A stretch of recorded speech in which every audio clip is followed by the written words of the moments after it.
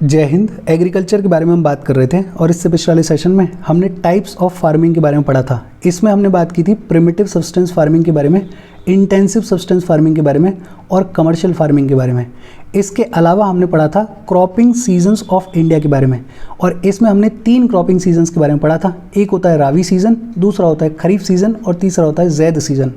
इन सभी टॉपिक्स के बारे में बातचीत हमने इससे पिछले वाले सेशन में ख़त्म कर दी थी। आज हम पढ़ेंगे मेजर क्रॉप्स के बारे में और इस पूरे सेशन में हम बात करेंगे वेरियस क्रॉप्स के क्लाइमेटिक कंडीशंस के बारे में, उनसे रिलेटेड जो अदर इंपॉर्टेंट फैक्ट्स हैं उनके बारे में, और ये क्रॉप्स किस एरिया में उगाई जाती है उसके बारे में। ये जो टॉपिक है ये यूपीएससी के पॉइंट ऑफ व्यू से बेहद इंपॉर्टेंट टॉपिक है, तो ढंग से पढ़ना। देखो शुरू करते हैं। सबसे पहले हम बात करेंगे राइस के बारे में। टेक्स्ट में जो लिखा हुआ है उसको तो अपन देखेंगे, लेकिन उससे पहले शॉर्ट में देखते हैं राइस को उगाने के लिए क्या क्लाइमेटिक कंडीशंस रिक्वायर्ड होती हैं।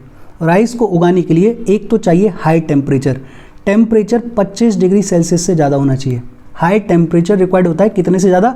25 डिग्री सेल्सियस से ज़्यादा। दूसरा, राइस के लिए हाई ह्यूमिडिटी चाहिए, ह्यूमिडिटी हाई होनी चाहिए, टेम्परेचर हाई होना चाहिए, कितने से ज़्यादा? 25 डिग्री सेल्सियस से ज़्यादा टेम्परेचर होना चाहिए।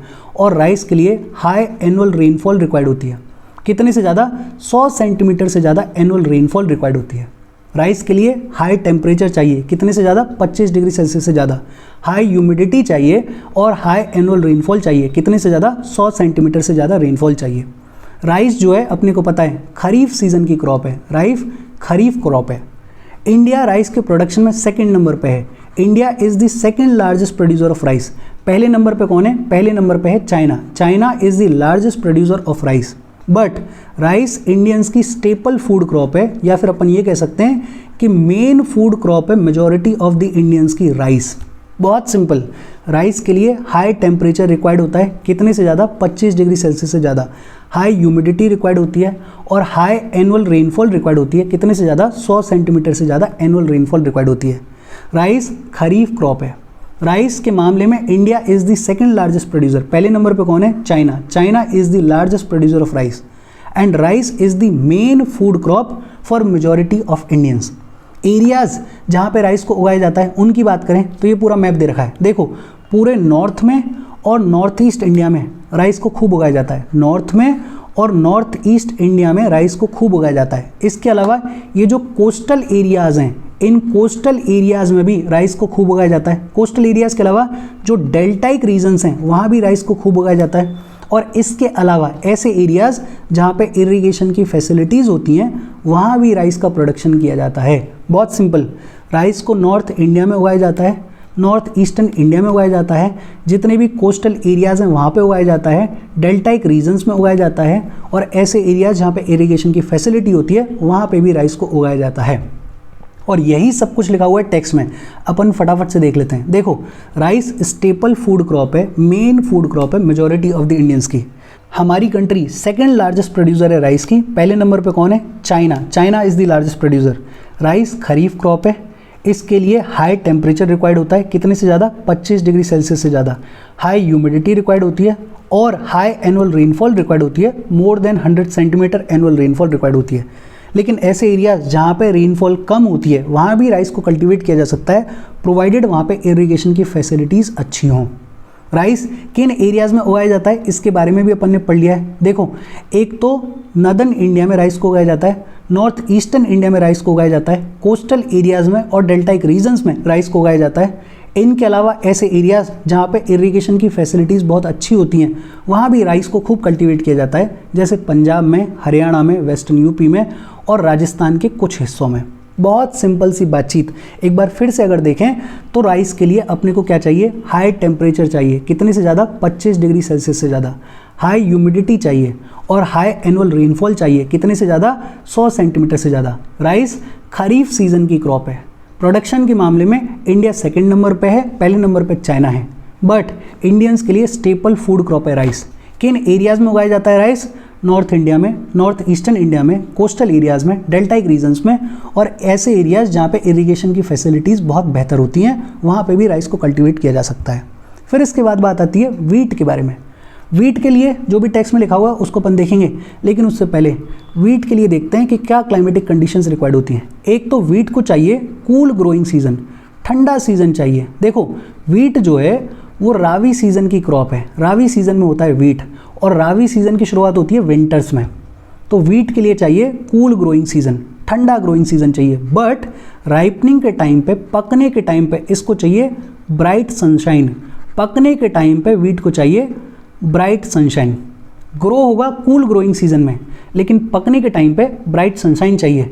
और वीट के लिए एनुअल रेनफॉल कितनी चाहिए? 50 से 75 सेंटीमीटर के बीच में एनुअल रेनफॉल रिक्वायर्ड होती है वीट को उगाने के लिए। बहुत सिंपल सी बातचीत। वीट जो है उसको चाहिए cool growing season, but ripening के टाइम पे इसको चाहिए ब्राइट सनशाइन। वीट के लिए एनुअल रेनफॉल कितनी रिक्वायर्ड है? 50 से 75 सेंटीमीटर के बीच में। वीट रावी सीजन की क्रॉप है। इनफैक्ट राइस के बाद it is the second most important cereal crop in India. हालांकि अगर नॉर्थ में और नॉर्थ वेस्टर्न इंडिया में देखोगे तो वहाँ पे वीट जो है वो मेन फूड क्रॉप है, बट ऑल ओवर इंडिया का अगर कंसिडर करोगे तो वीट जो है वो second most important cereal crop है। और अगर एरियाज़ की बात करें जहाँ पे वीट को उगाया जाता है, तो ये मैप में दे रखा है, ये जो पूरा गंगा और सतलज का बेसन है, यहाँ पे पूरा वीट का कल्टीवेशन किया जाता है। गंगा सतलज बेसिन में, प्लेन्स में खूब सारा कल्टीवेशन किया जाता है वीट का। और ये जो छोटा सा हिस्सा है डेक्कन प्लेट्यू का, जहाँ पे ब्लैक सॉइल मिलती है, वहाँ भी थोड़ा बहुत वीट को कल्टीवेट किया जाता है। बहुत सिंपल सी बातचीत। वीट का कल्टीवेशन एक तो गंगा सतलज प्लेन्स में खूब वीट का कल्टीवेशन किया जाता है, और दूसरा ये जो डेक्कन वाला ऊपर वाला हिस्सा है, इस हिस्से में भी थोड़ा बहुत वीट का कल्टीवेशन किया जाता है। एक बार और देख लें, वीट के लिए चाहिए कूल ग्रोइंग सीजन, बट इसके राइपनिंग के टाइम पे ब्राइट सनशाइन होनी चाहिए। एनुअल रेनफॉल कितनी रिक्वायर्ड है? 50 से 75 सेंटीमीटर के बीच में। वीट रावी सीजन की क्रॉप है। अगर वैसे देखें ऑल ओवर इंडिया तो it is the second most important cereal crop, लेकिन नॉर्थ में और नॉर्थ वेस्ट इंडिया में वीट मेन फूड क्रॉप है। और यही सब कुछ लिखा हुआ है टेक्स्ट में, फटाफट से देख लें। देखो, wheat is the second most important cereal crop. अगर नॉर्थ में देखेंगे और north western part of India में देखेंगे तो मेन फूड क्रॉप है, लेकिन ऑल ओवर इंडिया देखेंगे तो second most important cereal crop है। सबसे इंपॉर्टेंट कौन सी है? राइस है। ऑल ओवर इंडिया अगर बात करेंगे तो सबसे ज़्यादा स्टेपल फूड क्रॉप कौन सी है? राइस है। ये अभी अपन ने पढ़ा है। वीट जो है वो राबी क्रॉप है, रावी सीजन की क्रॉप है। इसके लिए चाहिए cool growing season, cool growing season चाहिए, बट राइपनिंग के टाइम पे, पकने के टाइम पे ब्राइट सनशाइन रिक्वायर्ड होती है। एनुअल रेनफॉल कितनी चाहिए? 50 से 75 सेंटीमीटर के बीच में। वीट जो है वो गंगा सतलज प्लेन्स में उगाया जाता है खूब, और डेक्कन के कुछ हिस्से में जहाँ पे ब्लैक सॉइल होती है वहाँ पे उगाया जाता है। स्टेट वाइज अगर देखें तो पंजाब में, हरियाणा में, यूपी में, मध्य प्रदेश में, बिहार में, राजस्थान में खूब वीट का कल्टीवेशन किया जाता है। बहुत सिंपल सी बातचीत है। फिर इसके बाद बात आती है मिलेट्स के बारे में। देखो, मिलेट्स की अगर बात करें तो हमारे कंट्री में 3 सबसे इंपॉर्टेंट मिलेट्स हैं। एक है ज्वार, दूसरा है बाजरा और तीसरा है रागी। ये जो ज्वार, बाजरा, रागी है, ये 3 सबसे इंपॉर्टेंट मिलेट्स हैं हमारी कंट्री की। और इन मिलेट्स को कोर्स ग्रेन्स भी बुलाया जाता है, बिकॉज इनका जो दाना होता है वो थोड़ा मोटा होता है, इसलिए इनको कोर्स ग्रेन्स भी बुलाया जाता है। मिलेट्स की खास बात यह है कि इनकी न्यूट्रिशनल वैल्यू बहुत ज़्यादा हाई होती है। जैसे रागी में आयरन मिलता है, कैल्शियम मिलता है, अदर माइक्रो न्यूट्रिएंट्स मिलते हैं, तो ये जितने भी मिलेट्स होते हैं इनकी न्यूट्रिशनल वैल्यू बहुत ज़्यादा हाई होती है। अब एक एक करके अपन ज्वार के बारे में, बाजरा के बारे में और रागी के बारे में बात कर लेते हैं।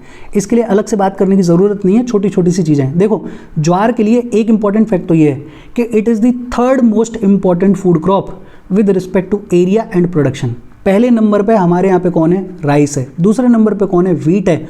और तीसरे नंबर पे जो मोस्ट इंपॉर्टेंट फूड क्रॉप है वो कौन सी है? ज्वार है। ज्वार रेन फेड क्रॉप है। रेन फेड क्रॉप का मतलब कि इसको बहुत ज़्यादा पानी नहीं चाहिए। सूखे रीजन्स में, ड्राई रीजन्स में ये आराम से हो जाती है। थोड़ा बहुत पानी हो उसके साथ में ज्वार को कल्टीवेट किया जा सकता है। ये होती है मॉइस्ट एरियाज़ में, मतलब थोड़ा बहुत मॉइस्ट एरिया होगा, पानी बहुत ज़्यादा नहीं होगा तो भी ज्वार का कल्टीवेशन हो जाएगा, कोई दिक्कत वाली बात नहीं है। ज्वार जो है वो मेनली प्रोड्यूस की जाती है महाराष्ट्र में, कर्नाटका में, आंध्र प्रदेश में, मध्य प्रदेश में। फिर इसके बाद है बाजरा। बाजरा की अगर बात करें तो बाजरा जो है वो सैंडी सॉइल में और शैलो ब्लैक सॉइल में खूब अच्छे से उगता है। बाजरा के लिए मेजर प्रोड्यूसिंग स्टेट्स कौन सी हैं? राजस्थान है, उत्तर प्रदेश है, महाराष्ट्र है, गुजरात है और हरियाणा है। बाजरा के लिए सिंपल सैंडी सॉइल और शैलो ब्लैक सॉइल में अच्छा खासा होता है। राजस्थान में, यूपी में, महाराष्ट्र में, गुजरात में और हरियाणा में इसको उगाया जाता है। और फिर तीसरा रागी। रागी जो है वो ड्राई रीजन की क्रॉप है, इसके लिए भी पानी बहुत ज़्यादा नहीं चाहिए। और ये बहुत तरीके की सॉइल्स में उगाई जा सकती है। जैसे रेड सॉइल में कल्टीवेट किया जा सकता है इसको, ब्लैक सॉइल में, सैंडी सॉइल में, लोमी सॉइल में, शैलो ब्लैक सॉइल में, मतलब कई टाइप की सॉइल्स में इसको कल्टीवेट किया जा सकता है। पानी की बहुत ज़्यादा रिक्वायरमेंट होती नहीं है। ड्राई रीजन्स की क्रॉप है रागी। रागी की मेजर प्रोड्यूसिंग स्टेट्स कौन सी हैं? कर्नाटका है, तमिलनाडु है, हिमाचल प्रदेश है, उत्तराखंड है, सिक्किम है, झारखंड है और अरुणाचल प्रदेश है। देखो एक बार फिर से देख लेते हैं अपन क्या कह रहे हैं। ज्वार की हमने बात की। ज्वार जो है वो थर्ड मोस्ट इम्पॉर्टेंट क्रॉप है। ज्वार जो है वो रेन फेड एरियाज़ में हो जाती है, मतलब बहुत ज़्यादा इसको बारिश या पानी की ज़रूरत नहीं होती है। थोड़ा बहुत इरिगेशन दे दो और मॉइस्ट एरिया अगर हो तो ज्वार हो जाती है। मेजर प्रोड्यूसिंग स्टेट्स कौन सी हैं? महाराष्ट्र है, कर्नाटका है, आंध्र प्रदेश है और एमपी है। ज्वार से रिलेटेड सिंपल सी चीज़ें। फिर बाजरा की बात की अपन ने। बाजरा जो है वो Sandy and shallow black soil में हो जाता है और बाजरा के लिए मेजर प्रोड्यूसिंग स्टेट्स कौन सी हैं? राजस्थान है, यूपी है, महाराष्ट्र है और गुजरात है। फिर बाजरा के अलावा हमने बात की रागी के बारे में, और रागी जो है वो ड्राई रीजन की क्रॉप है, मतलब ये सूखे एरियाज़ में हो जाती है। कई टाइप की सॉइल्स में हो जाती है, जैसे रेड सॉइल में, ब्लैक सॉइल में, लोमी सॉइल में, सैंडी सॉइल में रागी हो जाता है। रागी के लिए मेजर प्रोड्यूसिंग स्टेट्स कौन सी हैं? कर्नाटका है, तमिलनाडु है, हिमाचल है, उत्तराखंड है, सिक्किम वगैरह वगैरह, वहाँ पे रागी खूब हो जाता है। बहुत सिंपल सी बातचीत है। फिर इसके बाद बात आती है मेज़ के बारे में। मेज़ के लिए क्या क्लाइमेटिक कंडीशंस रिक्वायर्ड हैं, इसको भी अपन शॉर्ट में देखते हैं। देखो मेज़ की अगर बात करें तो मेज़ के लिए एक तो टेम्परेचर चाहिए between 21 degree Celsius to 27 degree Celsius. Maize के लिए टेम्परेचर कितना चाहिए? Between 21 degree Celsius to 27 degree Celsius. Maize जो है वो ओल्ड एल्यूवियल सॉइल में बहुत अच्छा ग्रो करता है। ओल्ड एल्यूवियल सॉइल में मेज़ बहुत अच्छा ग्रो करता है। मेज़ खरीफ सीजन की क्रॉप है। कौन से सीजन की क्रॉप है? खरीफ सीजन की क्रॉप है। मेज़ को उगाने के लिए मॉडर्न इनपुट्स की ज़रूरत होती है, मतलब बढ़िया से बढ़िया HYV सीड्स लगाओ, बढ़िया फर्टिलाइज़र चाहिए, बढ़िया इंसेक्टिसाइड चाहिए, बढ़िया पेस्टिसाइड्स चाहिए, मतलब मॉडर्न इनपुट्स की रिक्वायरमेंट होती है मेज़ को उगाने के लिए। मेज़ ऐसी क्रॉप है जिसको फूड और फॉडर दोनों के तौर पे यूज़ किया जाता है, मतलब इंसान इसको खाने के लिए भी यूज़ करता है और इंसान इसको जानवरों के चारे के तौर पे भी यूज़ करता है। तो ये खास बात है कि मेज़ को फूड और फॉडर दोनों के तौर पे यूज़ किया जाता है। हालांकि ये खरीफ सीज़न की क्रॉप है, लेकिन बिहार में इसको रावी सीज़न में उगाया जाता है, तो ये एक एक्सेप्शन है, इसको याद रखना। मेज़ टेम्परेचर कितना चाहिए? 21 डिग्री से 27 डिग्री सेल्सियस के बीच में टेम्परेचर चाहिए मेज़ को उगाने के लिए। मेज़ जो है वो ओल्ड एल्यूवियल सॉइल में अच्छा खासा ग्रो होती है। मेज़ इन जनरल खरीफ सीज़न की क्रॉप है, लेकिन बिहार में इसको उगाया जाता है रावी सीज़न में। ये थोड़ा एक्सेप्शन है, इसको याद रखना। मेज़ को उगाने के लिए मॉडर्न इनपुट्स की ज़रूरत होती है और मेज़ फूड और फॉडर दोनों के तौर पर यूज़ की जाती है, और यही सब कुछ लिखा हुआ है टेक्स्ट में। फटाफट से अपन देखते हैं। देखो मेज़ वो क्रॉप है जिसको फूड और फॉडर दोनों के तौर पे यूज़ किया जाता है। मेज़ खरीफ सीज़न की क्रॉप है। टेम्परेचर इसके लिए चाहिए between 21 degree Celsius to 27 degree Celsius, और ओल्ड एल्यूवियल सॉइल में मेज़ बहुत अच्छे से ग्रो होती है। इन जनरल तो मेज़ खरीफ सीज़न की क्रॉप है, लेकिन बिहार में इसको उगाया जाता है रावी सीज़न में। मेज़ को उगाने के लिए मॉडर्न इनपुट्स का यूज़ किया जाता है, जैसे HYV सीड्स, जैसे फर्टिलाइजर्स, जैसे इरिगेशन की बहुत अच्छी फैसिलिटीज़। अगर मॉडर्न इनपुट्स यूज़ किए जाते हैं तो मेज़ का जो प्रोडक्शन है वो इंक्रीज़ हो जाता है। मेज़ की मेजर प्रोड्यूसिंग स्टेट्स कौन सी हैं? कर्नाटका है, मध्य प्रदेश है, उत्तर प्रदेश है, बिहार है, आंध्र प्रदेश है, तेलंगाना है। अच्छा, ये सारी चीज़ें अपन पढ़ तो रहे हैं, बट ये टेक्स्ट में चीज़ें याद नहीं होंगी। मैं वही एडवाइस करूंगा कि एक छोटा सा पन्ना लो और उस छोटे से पन्ने में इनकी जो क्लाइमेटिक कंडीशंस हैं और इनके जो मेजर प्रोड्यूसिंग स्टेट्स हैं उनको लिखो और कई बार उनको रिवाइज़ करो। जब कई बार उनको रिवाइज़ करोगे तो ये चीज़ें ऑटोमेटिक दिमाग में सेट हो जाएंगी। तो इनको लिखो, अपने सिनॉप्सिस बनाओ, अपने शॉर्ट नोट्स बनाओ। हमने राइस के बारे में बात कर ली, वीट के बारे में बात कर ली, मिलेट्स और मेज़ के बारे में बात कर ली। एक और क्रॉप के बारे में बात कर लेते हैं, पल्सेस के बारे में बात कर लेते हैं। देखो पल्सेस को लेके 2-3 चीज़ें। पल्सेस के लिए एक तो कैसी क्लाइमेटिक कंडीशंस चाहिए? पल्सेस को मॉइस्चर बहुत ज़्यादा नहीं चाहिए, मतलब ये जो है वो लेस मॉइस्चर वाले रीजन्स में हो जाती है पल्सेस, कोई दिक्कत वाली बात नहीं है। मतलब पल्सेस को ड्राई कंडीशंस में भी उगाया जा सकता है, मॉइस्चर बहुत ज़्यादा नहीं चाहिए, ड्राई कंडीशंस वाले एरियाज़ में भी पल्सेस को उगाया जा सकता है। पल्सेस लेग्यूमिनस क्रॉप्स हैं। बेसिकली पल्सेस के थ्रू सॉइल की फर्टिलिटी को रिस्टोर किया जा सकता है। लेग्यूमिनस क्रॉप का मतलब अपन ये समझने की कोशिश करते हैं। देखो होता क्या है, कोई सॉइल है उस पर किसी क्रॉप का कल्टीवेशन हो रहा है और उस सॉइल की जो फर्टिलिटी है वो ख़राब हो गई है, तो किसान क्या करता है कि उस सॉइल पे फिर 1-2 साल के लिए पल्सेस को उगाता है। ये जो पल्सेस हैं ये उस सॉइल की फर्टिलिटी को रीगेन करने में, रिस्टोर करने में बड़ी हेल्पफुल होती हैं। तो पल्सेस जो हैं वो लेग्यूमिनस क्रॉप्स हैं। कैसी क्रॉप्स हैं? लेग्यूमिनस क्रॉप्स हैं। अगर सिंपल लैंग्वेज में बोलें तो they help soil restore it's fertility. लेकिन हाँ, एक पल्स ऐसी है जो कि लेग्यूमिनस क्रॉप नहीं है, और वो कौन सी है? अरहर। अरहर जो है वो लेग्यूमिनस क्रॉप नहीं है। पल्सेस अपने को पता है प्रोटीन में रिच होती हैं, और इसीलिए पल्सेस जो हैं वो छोटे बच्चों को रिकमेंड की जाती हैं। प्रोडक्शन के मामले में इंडिया लार्जेस्ट प्रोड्यूसर है। India is the largest producer of pulses. लेकिन खास बात यह है कि इंडिया लार्जेस्ट कंज्यूमर भी है। मतलब प्रोडक्शन भी हमारे यहाँ पे सबसे ज़्यादा होता है पल्सेस का, कंजम्पशन भी सबसे ज़्यादा होता है हमारे यहाँ पे पल्सेस का। पल्सेस प्रोटीन का मेजर सोर्स हैं। पल्सेस के एग्जाम्पल आपने सुना होगा, उड़द की दाल होती है, तुर जिसको अरहर बोलते हैं वो भी दाल होती है, मूंग की दाल होती है, मसूर की दाल होती है, पीज होते हैं, ग्राम्स होते हैं। वो दाल सारी आपको पता है। आपको तो क्लाइमेटिक कंडीशंस याद रखनी है। एक तो ये जो पल्सेस हैं ये लेस मॉइस्चर वाले एरियाज़ में हो जाती हैं, ड्राई कंडीशंस वाले एरियाज़ में हो जाती हैं। सारी पल्सेस लेग्यूमिनस क्रॉप्स हैं। बेसिकली ये सॉइल को हेल्प करती हैं फर्टिलिटी को रिस्टोर करने में। लेकिन एक पल्स ऐसी है जो कि लेग्यूमिनस नहीं है, और वो कौन सी है? अरहर है। कौन सी है? अरहर है। तो इसको याद रखना, एक्सेप्शन है। इंडिया लार्जेस्ट प्रोड्यूसर है बट लार्जेस्ट कंज्यूमर भी है। पल्सेस जो हैं वो अपने प्रोटीन के लिए जानी जाती हैं। They are major source of protein. Various type की पल्सेस होती हैं, वो अपने नाम सुने हुए हैं। देखो टेक्स्ट में देखते हैं, India is the largest producer as well as the consumer of pulses in the world. हम लार्जेस्ट प्रोड्यूसर हैं और लार्जेस्ट कंज्यूमर भी हैं। Pulses major source of protein होती हैं। मेजर पल्सेस जो इंडिया में उगाई जाती हैं, तूर है जिसको अरहर बोलते हैं, उड़द है, मूंग है, मसूर है, पीज है, ग्राम है, ये सब आपने पढ़ा हुआ है।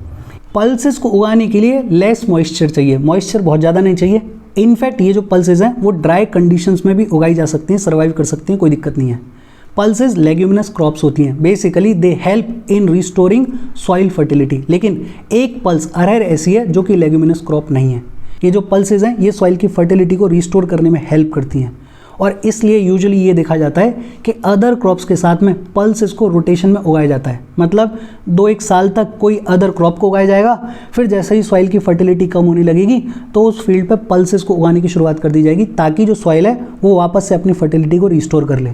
मेजर पल्स प्रोड्यूसिंग स्टेट्स कौन सी हैं? मध्य प्रदेश है, राजस्थान है, महाराष्ट्र है, उत्तर प्रदेश है और कर्नाटका है।